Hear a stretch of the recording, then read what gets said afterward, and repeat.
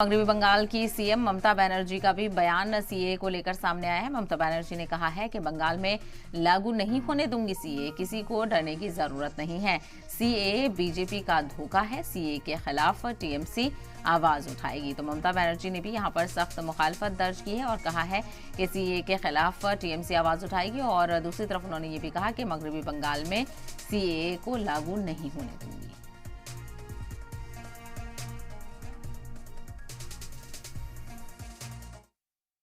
हम पहले हमको देखने दीजिए, आई एम वॉचिंग। हम जब रूल्स निकालेंगे हम उसको स्टडी करके जो बताना है कल बताएंगे। लेकिन मैं आज बोल दिया कि एक बीजेपी का इलेक्शन पब्लिसिटी है, नथिंग इज दिस। तो 20 साल में एक कानून पास हुआ था, उसका बाद 4 साल बीत गया। लेकिन अभी चुनाव जब आते हैं एक कुछ गाप गप पकड़ते हैं, ये भी एक गाप गप है, लेकिन असली फायदा किसी को नहीं मिलेगा। इसके अलावा मध्य प्रदेश से कांग्रेस के लीडर आरिफ मसूद ने भी इसकी मुखालफत की। क्या कुछ कहा, ये सुनिए। ये केवल एक डिप्लोमेटिक और लड़ाने और भ्रम फैलाने वाली बात है।